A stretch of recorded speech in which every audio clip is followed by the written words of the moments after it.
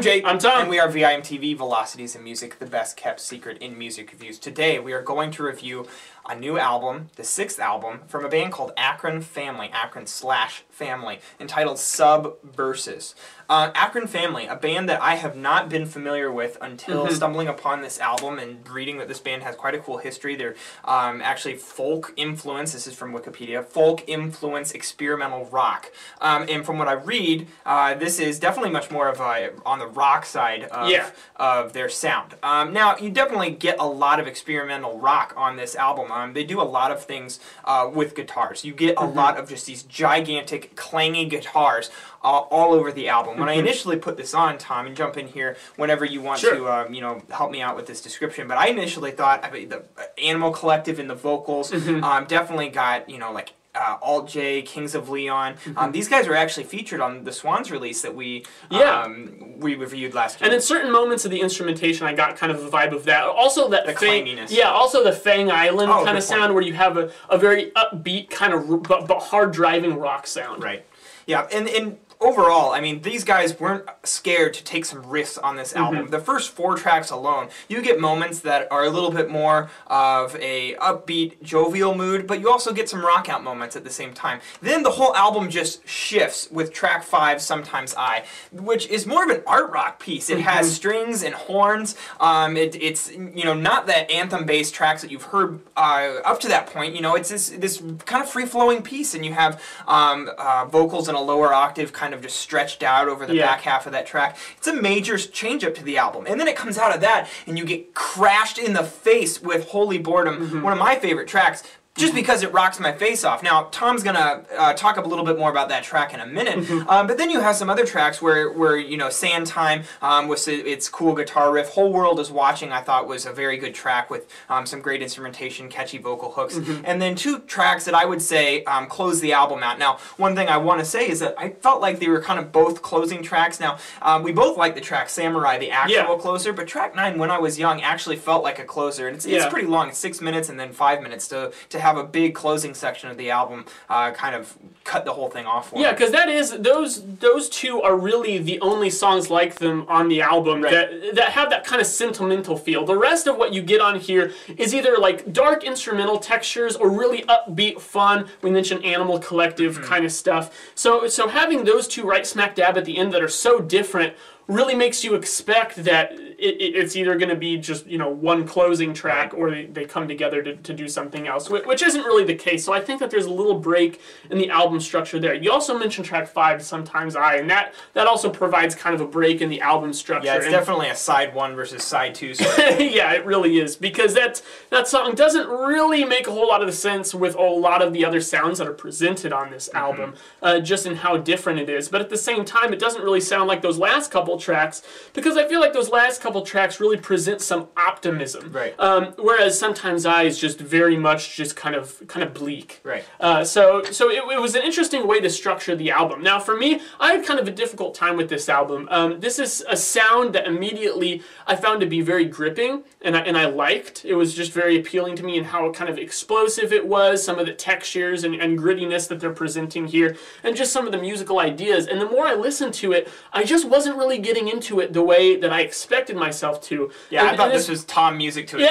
Yeah, I know. So it's funny because it was one of those situations where it's not like you know, I don't, despite how analytical we are about talking about music on this show, we never start that way with an album. Immediately we just listen to it, try to soak in what they're doing, and then from there it's less about analyzing the music and more about analyzing how we're listening to the music. There's a lot of self-reflection. Yes, a lot of soul-searching. And this was one of the biggest challenges for me, because the way I approach it is listening to it and thinking, you know, it's not, this is what I hear, so this is why I do or don't like it. It's more, I do or don't like it, so why is that? What am I hearing that's affecting that? And the one thing I realized on this album that was so hard to crack is for me, when I was listening to it, I felt like a lot of the things they were doing felt a little forced, felt a little contrived. I just didn't feel like there was a genuine purpose behind some of the shifts they were taking in the sound and some of the moods. And I realized that what it was is just the way I was listening to it. And I want to put emphasis on that, because not only do Jake and I really disagree on this one and have different ways of listening to it, but I wouldn't expect anyone else to have a similar listening experience to me. So if you totally disagree,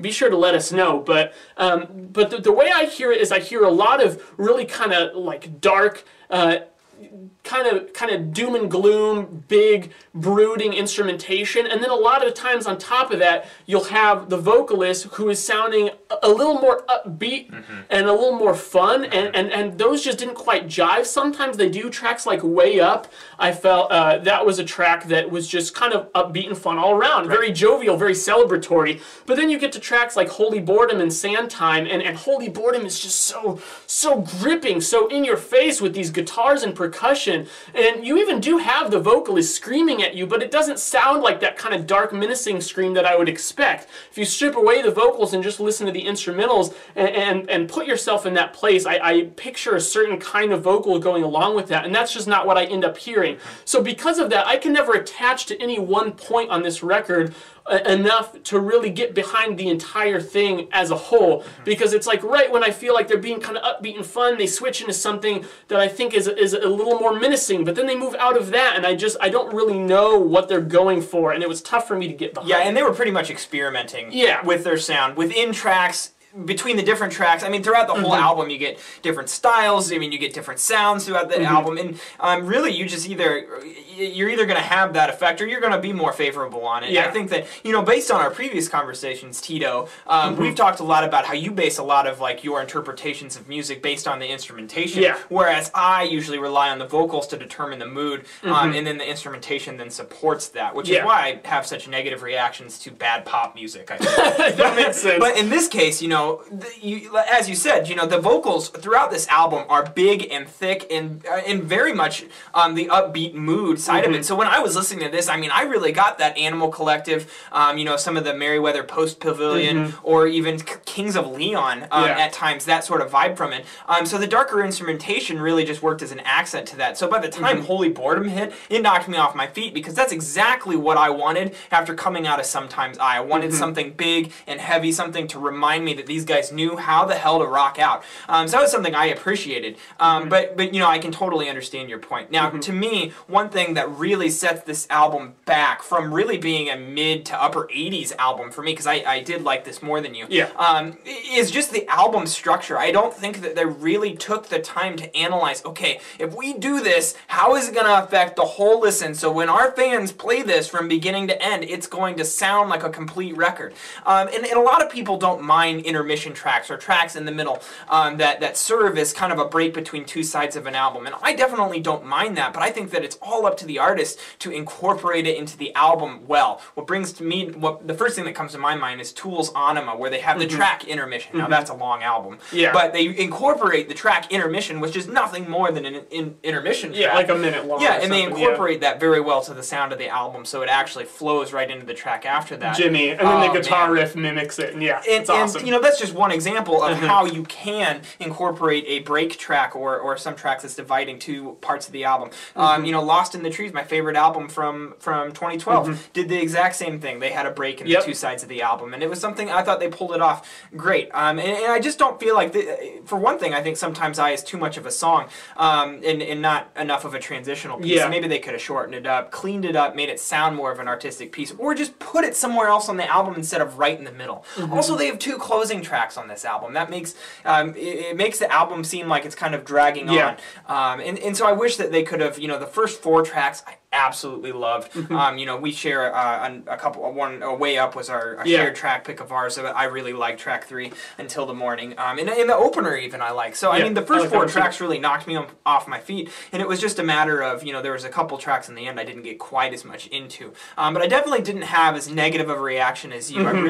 I thought the production was well. I thought how they composed the sound. I really got into the spastic drums that they did, which I think probably added to the gloom and doom sound. Yeah, kind of, for me. Well, because they were using big sounding toms and stuff like that. And I liked it because it added that intensity, and so the dichotomy between the two was a sound that I just dug, but I was relying obviously more on the vocals. So.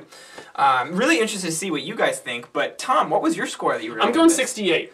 I'm going higher than that. All right. 79. So All right. I like this. Big disagreement, buddy. Hey, we don't get to have these very often. We listen to so much music together. At least I know that you're wrong. Yeah, well, you know, I have other words to say about that. Just look in the comments of that one review we did. The Kid Cudi that's review. right. Yeah. If you ever want a good laugh, look at the comments in our Kid Cudi review. Anyways, really interested to see what you guys thought of Akron Family's SubVerses. Please leave us a comment at www.velocitiesandmusic.com or youtube.com/velocitiesandmusic. As always, follow us on Twitter, like us on Facebook, and let us know what albums from 2013 you're digging lately and would like to see us review. I'm Jake. I'm Tom. And we are VIMTV, moving music critique forward.